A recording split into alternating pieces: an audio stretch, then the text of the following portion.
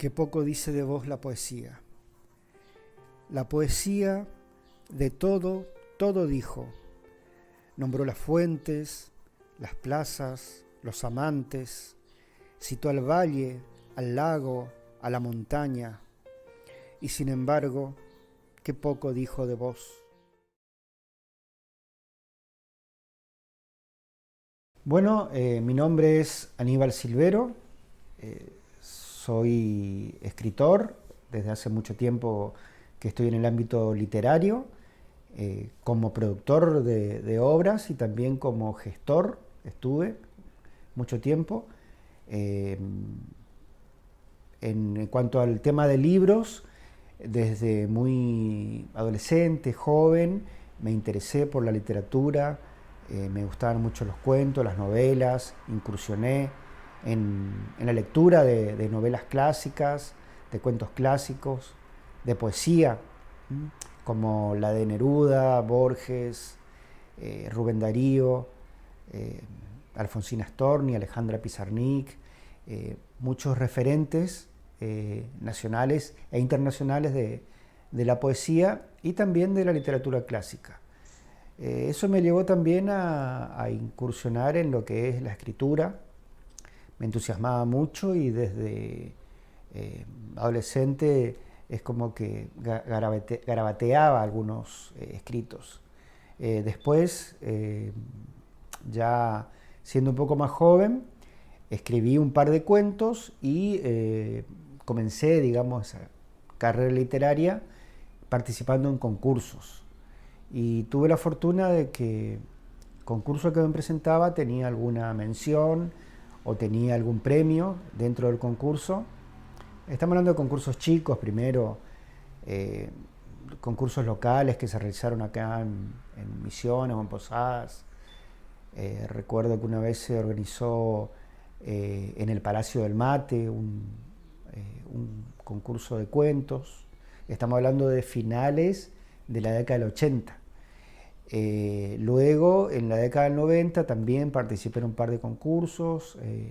Hay uno que había organizado el diario Primera Edición, donde obtuve un tercer premio. Me acuerdo que fue jurado Verón, también un hombre con mucha, con impresionantes novelas que ha legado a la provincia de Misiones.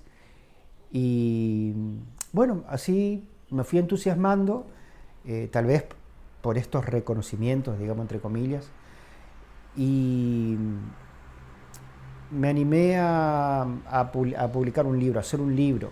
Esto fue a finales de la década del 90, en el año 1999, cuando presento Cenizas del Tiempo. Y bueno, fue una forma de empezar con el pie derecho en la literatura, desde mi visión, obviamente. Y bueno, ese libro tuvo el premio Arandú, o sea que con mi primer libro ya tuve un premio municipal. Posteriormente, un año, 2 años después, sí, 2 o 3 años después, presenté un conjunto de cuentos que había escrito a una editorial española que se llama Editorial Club Universitario de Alicante.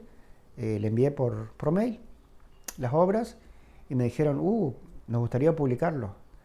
Y bueno, así surgió que esta editorial publicó un libro mío que se llamó Cuentos sin Fronteras.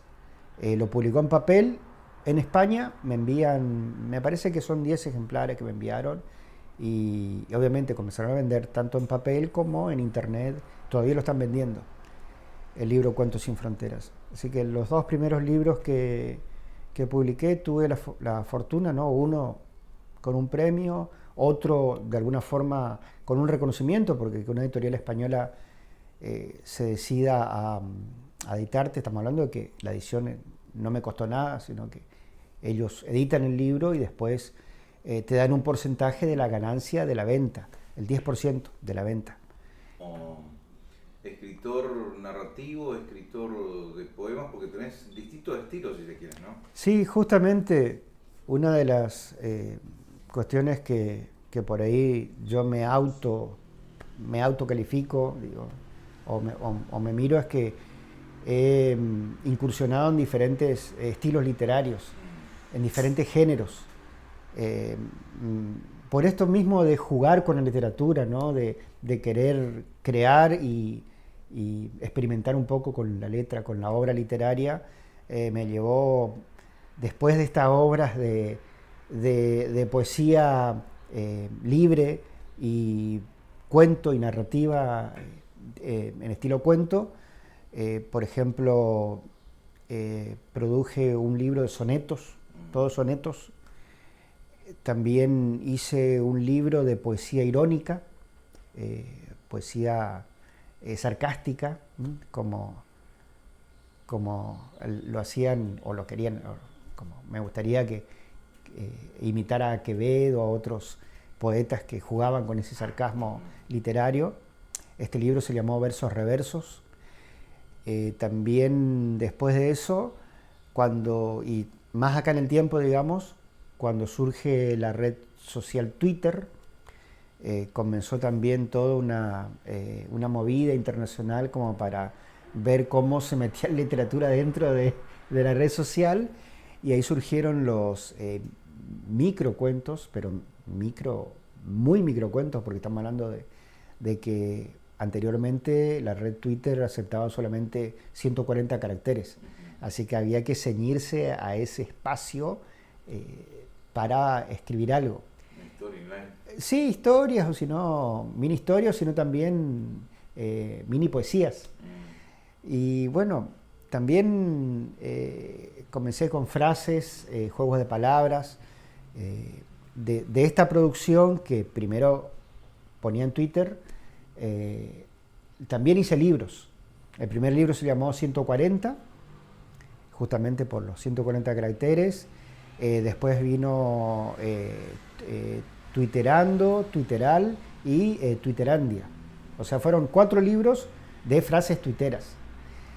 Posteriormente a eso, y más cerca en el tiempo, comencé a escribir aforismos en rima, pero un tipo de aforismos con una enseñanza más bien de tipo profunda, que estaba ligado a la religión, a la filosofía, es decir, tomaba enseñanzas, no mías obviamente, sino de grandes maestros de la humanidad, de avatares, de personas legendarias que dejaban frases o por ahí una parábola o una enseñanza determinada, y el desafío era hacer un verso, hacerle un poema con 4 versos y bueno, que tenga también su musicalidad.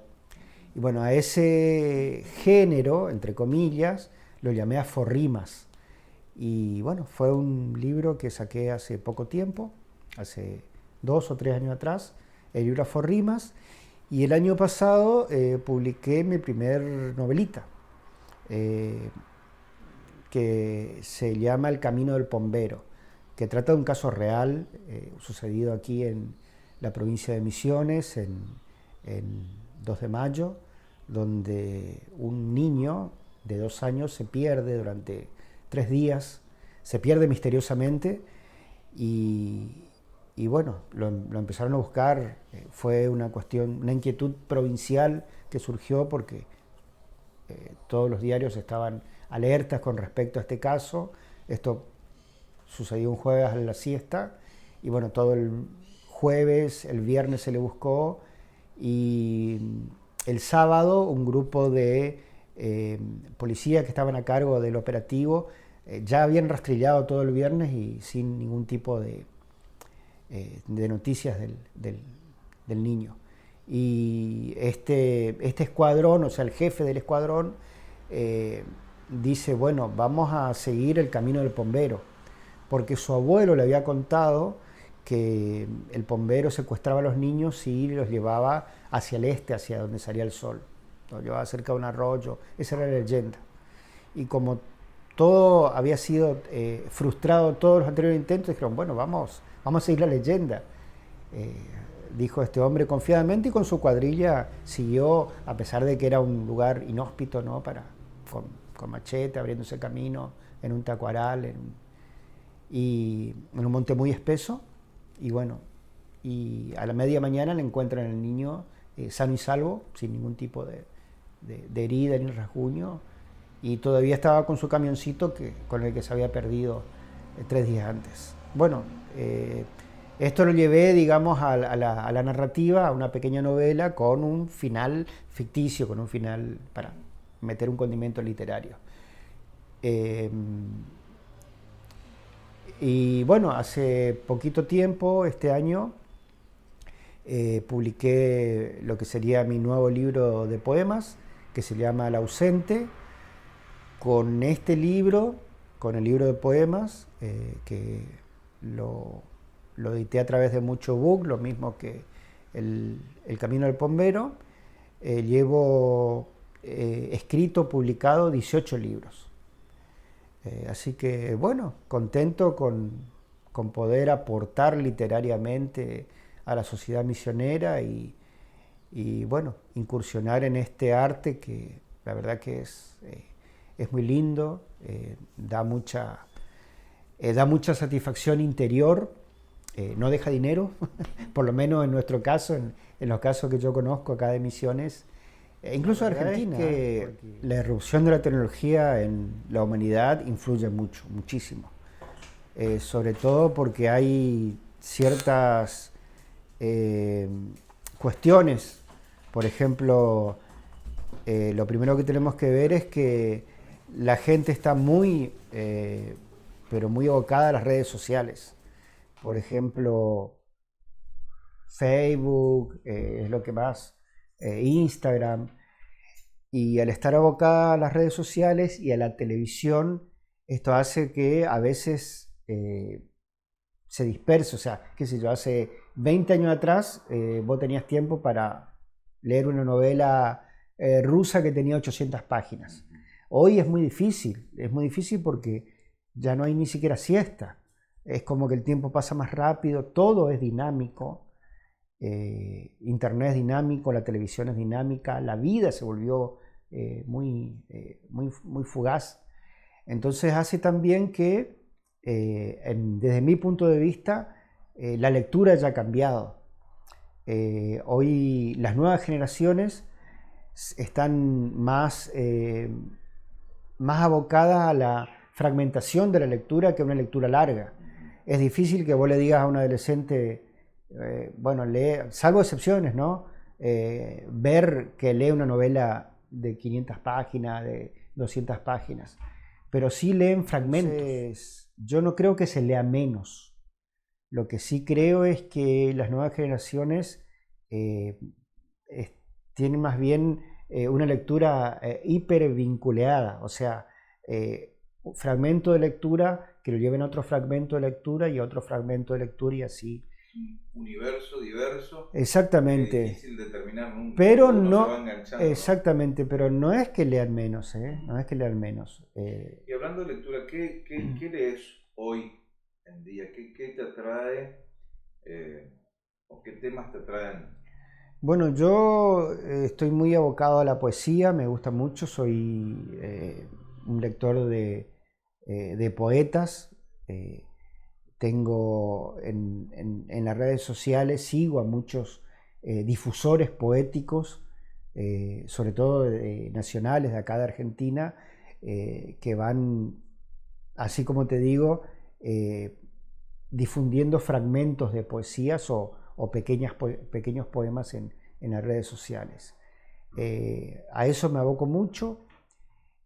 También leo algunos cuentos. Bueno, yo creo que un escritor no tiene que estar descolgado de su tiempo. De alguna manera, el escritor tiene que estar comprometido con su tiempo, tiene que estar inmerso en su sociedad. Un escritor que no se preocupa por su sociedad o por su gobierno o su gobernante, o que no le interesa si en las villas se pasan hambre, o si los ricos son demasiado ricos, si son muy pocos, si hay demasiados pobres. Y bueno, yo creo que el escritor tiene que interesarse en el lugar donde habita. Más allá de lo que escribo, obviamente, estamos hablando de que está muy bueno eso del poeta que le canta a la mariposa, que le canta a flor, que le canta a la abeja. Yo también lo hago. Pero también está bueno esa mirada hacia lo social, porque nos compete. Es decir, uno no cantaría a la rosa si no te colocan en un ambiente donde vos puedas cantar a la rosa. Entonces también es importante, porque sin un buen estrato social determinado, vos no tendrías rosa, no tendrías jardín, no tendrías mariposa. Entonces es importante. Y desde ese punto de vista, yo creo que la política juega un papel importantísimo en la sociedad, porque da determinación de ciertos valores, de cierta repartición, de cierto orden social, organización. Si hay una buena política, hay una buena organización y por lo tanto las personas, los ciudadanos que integran su sociedad van a estar o más contentos o menos contentos. Entonces, poner esa mirada en la sociedad y en la política también es ponerlo en el ser humano, porque lo uno va de lo otro. Es decir, si en la época romana no hubiera existido un Julio César que muestra esa transición entre digamos, lo tirano y lo democrático, entre la república y la no república, tampoco existiríamos hoy como sociedad organizada. Entonces es importante esa mirada del escritor desde mi punto de vista. Yo fui presidente de la Sociedad de Escritores durante mucho tiempo. Cuando yo ingresé como presidente de la Sociedad de Escritores, estamos hablando de hace unos cuantos años atrás, hace 12, 13 años, no teníamos mucho acercamiento con el gobierno. Si bien había un buen apoyo moral, no había un apoyo económico ni un tipo de apoyo concreto a la sociedad de escritores, estoy hablando, ¿no? Que de alguna manera representa en la provincia a un grupo de escritores colegiados. Comencé a golpear puertas, estamos hablando de hace unos cuantos años atrás. Primero obviamente cuesta mucho porque está la resistencia, ¿no? a la atención y todo eso, hasta que creo que poco a poco fuimos difundiendo a través de medios periodísticos, radio, diario, televisión, que por suerte siempre estuvieron con las puertas abiertas. Eso hay que reconocer. El periodismo misionero siempre le dijo que sí a la cultura, siempre difundió, nunca nos dijeron no sé, tu libro no tiene sentido que difundamos o tal poesía. Me parece que ese trasvasamiento de fronteras que tiene la cultura es algo muy importante, porque también se aplica a otros contextos, por ejemplo, lo que es el Mercosur. El Mercosur, incluso cuando los gobiernos políticos están confrontados, con la cultura se traspasa eso. Entonces está muy bueno que eso suceda. Y yo creo que hubo una apertura muy importante de parte del gobierno provincial con respecto a los escritores. Una evolución, un entendimiento de ese trabajo, porque el problema que a veces surge es que no lo ven como un trabajo, como un oficio, porque a veces los propios artistas cometen el error de hacerse pasar por personas que no trabajan, y en realidad sí requiere tiempo. Bien dicen que para que exista la inspiración tiene que estar acompañado por el trabajo, y el artista en general es un trabajador nato, y además un trabajador muy apasionado, y de su propia pasión es como sale el arte, fluye el arte, y por eso es inclusive más valorado que un trabajo común y corriente donde vos haces mecánicamente algo. Cuando vos haces algo porque te gusta, el resultado es otro. el fruto es otro. Y este es el caso, yo creo, también de la escritura. Por eso Misiones ha dado grandes escritores, sigue dando día tras día.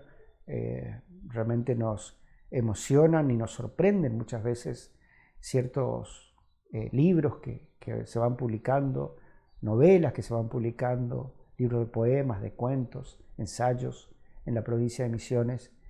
Y yo creo que eso, la mirada política hacia eso aumentó mucho y aumentó también la valoración del escritor.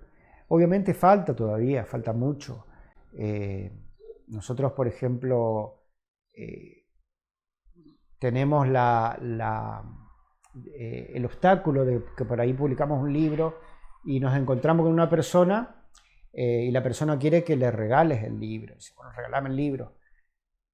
Y bueno, es que el libro cuesta mucho.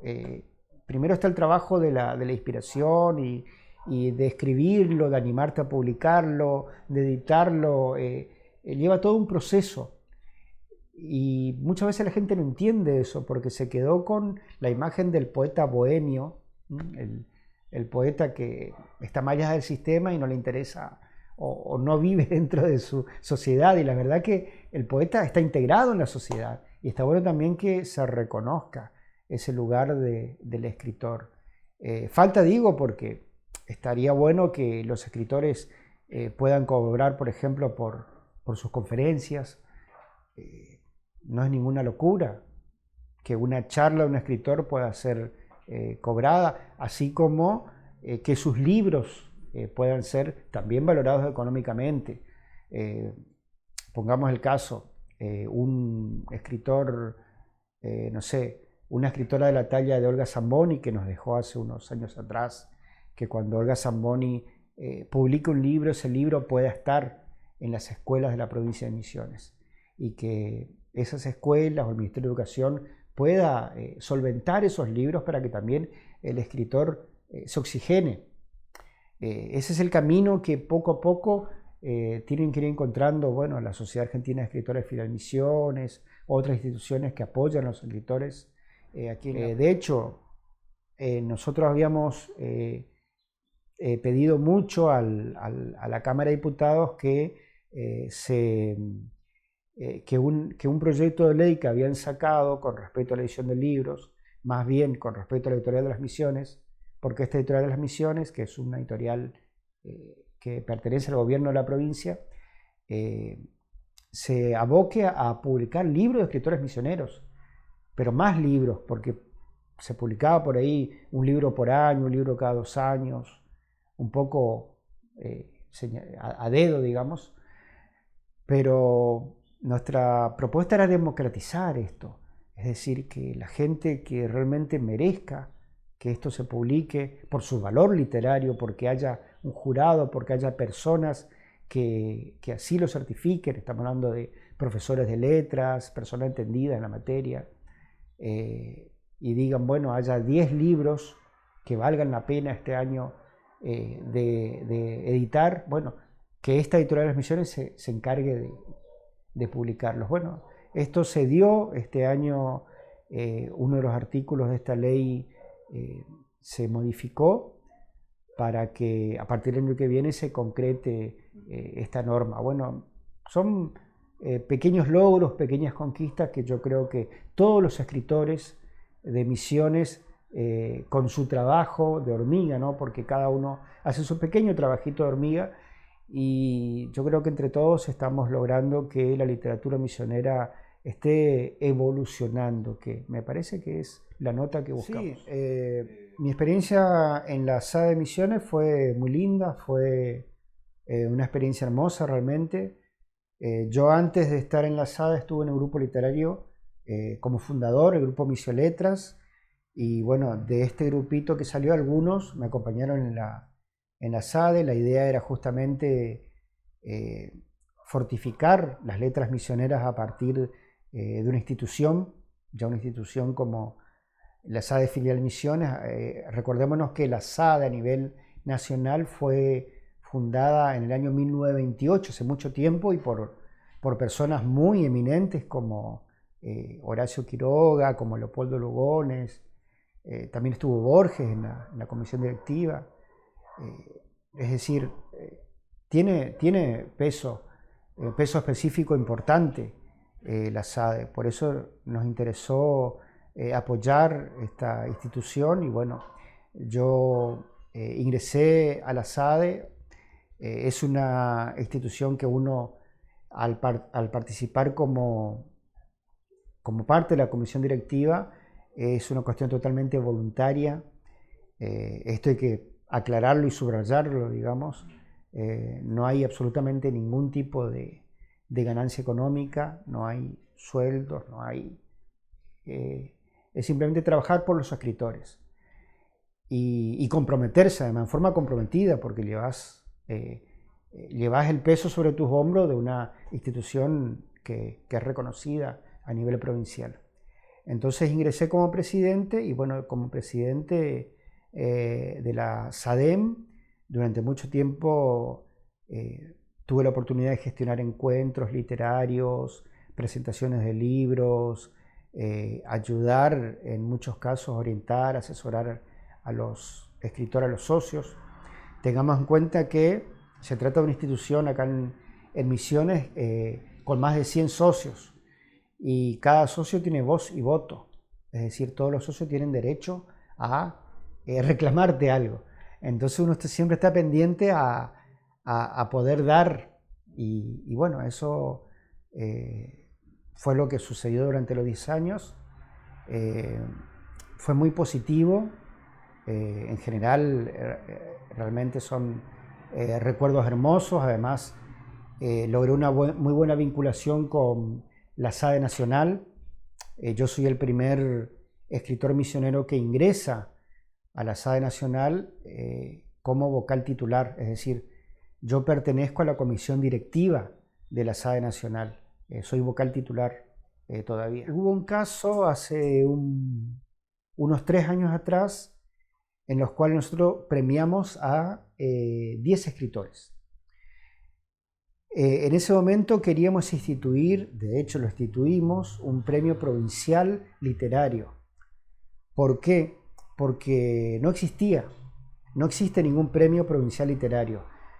Cuando hablamos del premio Arandú, el premio Arandú es un premio zonal, es un premio de la ciudad de Posadas, entrega a la Municipalidad de Posadas, pero es solamente para los residentes de la ciudad de Posadas. Entonces deja afuera a la gente de Puerto Rico, a la gente del Dorado, a la gente de Banda, a la gente de Oberá, a la gente de Iguazú, las deja afuera.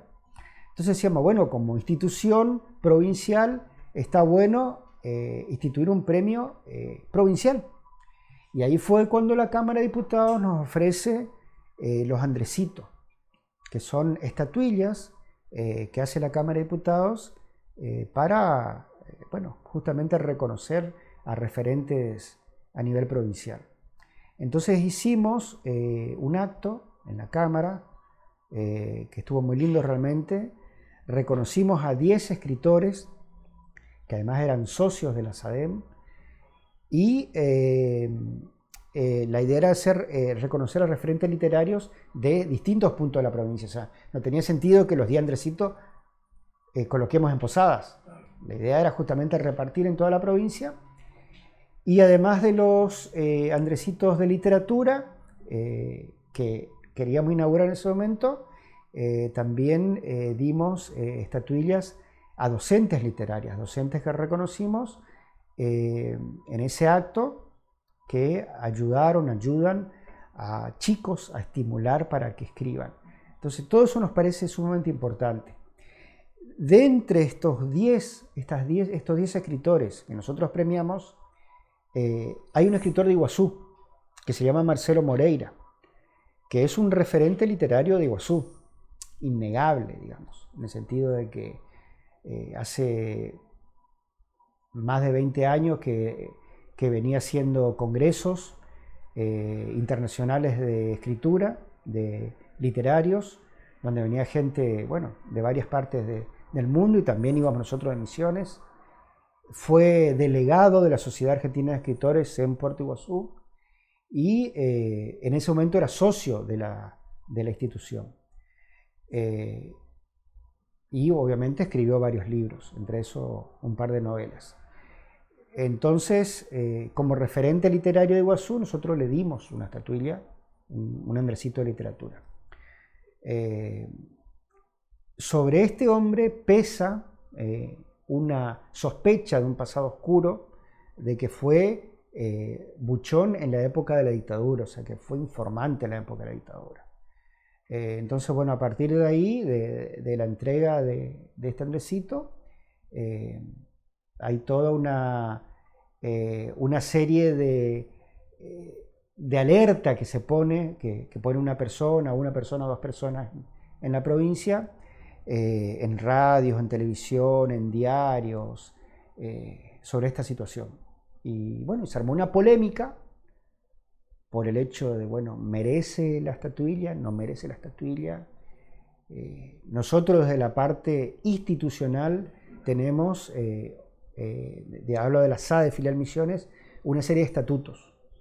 Lo que dicen esos estatutos es que lo que tiene que hacer la SADE Filial Misiones es promover la actividad de los escritores, difundir los escritores, premiar los escritores, reconocer los escritores. Eso es la razón de ser de la SADEM. Eso es para lo que nació. Y en ninguna parte de este estatuto figura una prohibición a esta cuestión. Entonces, bueno, la estatuilla fue entregada de acuerdo a la institución en forma coherente. Pero bueno, surgió esta polémica. Nosotros lo único que pedíamos era que, bueno, que si esta persona tiene realmente antecedentes, que se presente a la justicia. O sea, la justicia para nosotros es otro carril. No somos nosotros. Yo no soy juez, yo no soy verdugo, porque lo que querían esta gente era que yo vaya y le saque la estatuilla a Marcelo Moreira. Soy corrector de un diario, del diario Misiones Online, y estoy también abocado a escribir a veces. Escribo columnas de opinión también, en este diario como en otros diarios. Y ¿Opinión de qué tipo? Opinión de todo tipo. Sociales, políticas, culturales, cuento casos a veces. Por ejemplo, hace poco tiempo escribí un artículo sobre la tragedia de los Mascoy, de los indios Toba Mascoy, que es muy poco conocida, de un hombre un español que viene a Santa Fe, se hace rico en Santa Fe, después hace como un convenio con Stroessner para apoderarse de tierras en Paraguay, luego de la guerra de la Triple Alianza, cuando estaba todo devastado, empieza a tomar hectáreas, y viene a ser uno de los terratenientes más importantes del mundo en ese tiempo. Era el segundo, después del zar de Rusia, era la segunda persona que más tierras tenía en el planeta, tierras a su nombre. Y bueno, esas cuestiones que llaman mucho la atención y la diferencia, ¿no?, entre una persona que tiene millones de hectáreas en forma bastante turbia, ¿no?, porque esos montes, ese Chaco paraguayo, está bien, digamos, no le pertenecía a nadie, o le pertenecía a Stroessner o al gobierno, pero el hombre tomaba esas tierras y ahora son mías. Y había gente adentro. Y bueno, y ahí surge la anécdota de los Toba Mascoy, donde estaba en un par de hectáreas en este lugar, y viene ya lo que serían los hijos o nietos de este hombre a reclamar, a decir, estas tierras son mías. Y entonces hubo toda una operación dentro del gobierno, estamos hablando de la época de Stroessner, ¿no?, pero no hace mucho, hace 20 años atrás más o menos. Sí, sí. Y le saca a esta gente, a todas estas comunidades, eran decenas de familias, y les lleva a un lugar del Chaco paraguayo y los mantiene encerrados, custodiados, como si tuvieran campo de concentración. Estamos hablando de familia entera, chicos, niños. Y bueno, estos chicos hoy son grandes y cuentan esta historia. Y es lo que yo reproduzco en un artículo. Bueno, ese tipo de cuestiones, para contar un caso, ¿no? Son cuestiones que me llaman la atención. Muchas veces hago de eso también columnas de opinión. Como te decía al principio, el escritor no solamente tiene que escribir sobre la mariposa, sino también a veces la realidad que te rodea es mucho más extraña que la ficción. Yo creo que es una generación muy pujante, con mucho ímpetu, con mucha fuerza. Los jóvenes vienen realmente y además con una inteligencia desbordante, con mucha chispa. Está bueno que aprovechen eso para el estímulo creativo.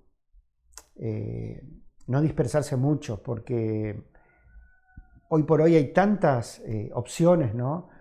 En internet, en la televisión, no sé, tenés en Netflix, tenés miles de oportunidades, pero hay cuestiones muy que tienen que ver mucho con la creatividad. Así que el consejo que yo le doy a los adolescentes y jóvenes es que se orienten hacia esa creatividad, hacia la parte suya, la parte interna, que tiene que ver con el cultivo del arte. Porque a veces nuestra propia sociedad tiende a apagarnos ese aspecto. Por la forma que está construido el sistema, ¿no? Un sistema donde lo material tiende a suprimir lo espiritual, lo racional tiende a suprimir lo emocional, y muchas veces hay que invertir el proceso desde adentro para demostrar que los valores existen. No es sencillo, porque dada esta complejidad es difícil sacar lo bueno de lo malo, porque a veces de cada 99, de cada 100 cosas, 99 son más o menos y una es buena. Entonces el joven tiene que aprender a ver esto bueno, a encontrar lo bueno de lo malo y a tomarlo como propio y a reflejarlo, porque la única forma que nuestra humanidad cambie es que nosotros cambiemos como seres humanos. Si el ser humano no cambia, la humanidad nunca va a cambiar. Y la única forma que la humanidad cambie es que cambie el hombre, no que cambien los nombres, porque hoy por hoy lo que se apunta socialmente es a cambiar de nombres. Es decir, a un movimiento ya le cambio de nombre, le cambio de nombre, cambio de nombre y sigue en la misma rueda siempre. Y en realidad el que tiene que cambiar es uno, y comenzar a valorar lo positivo. Y en la creatividad se ve lo positivo, porque como bien decía Vicente Huidobro, el poeta es un pequeño Dios, el escritor es un pequeño Dios porque construye, crea de la nada. Y este poder que tiene el escritor lo tiene todo artista para transformar el mundo. Así que ese sería el mensaje. La poesía está en todo, Aníbal. La poesía está en todo. Nosotros somos en el fondo seres poéticos, solamente que a veces no nos autodescubrimos. Ponemos máscara tras máscara para ocultar lo que sencillamente somos, y eso en algún momento, esas máscaras tienen que caer para descubrir al verdadero poeta interior. Aníbal, muchas gracias. A vos. Qué poco dice de vos la poesía. La poesía de todo dijo. Nombró las fuentes, las plazas, los amantes, citó al valle, al lago, a la montaña, y sin embargo, qué poco dijo de vos. Ya ha cantado el amor con la fuerza fulgente del solsticio, ha nombrado a los besos furtivos de balcones, al sudor de los amantes en abril, a mares de piratas, a los veleros solos, a la rosa, las uvas, los naranjos, las camelias, los trenes de las tardes, las calles desiertas de los pueblos, las nubes de algodón, pero de vos ha dicho hasta hoy tan breves cosas. Y es que no saben los autores de clásico lirismo, que poco saben que más allá de sus letras estás vos. Es cierto, han citado hasta el hartazgo al paraíso, al crimen y al castigo, al huracán, al trueno entre las hojas, a la metamorfosis, a las pancartas de la revolución, al terremoto, a la insoportable levedad del ser, al viento de la estepa, a la guerra y la paz, al desconsuelo, al viejo y el mar, al Señor de los Anillos, al nombre de la rosa, a los versos más tristes de esta noche, a la divina comedia, a los ricos y también los miserables, a la ciudad y los perros, a las 1001 noches, pero cuán poco y casi nada el cantar de los cantares te ha mencionado a vos. Y vos sos la arquitecta del poema, la forjadora del verso tras el verso, la inspiración primera, nirvánico y búdico elemento, luminosa gama de virtudes, senda prístina, esplendoroso faro, diáfana flor, puente a la misma providencia. La poesía es derroche de amoríos, de pasiones, de humores y venturas, de opulencias, miserias y desmanes, de loca extravagancia y desatino, de eterna primavera. Y es que de todo la poesía todo dice, pero tan poco de vos.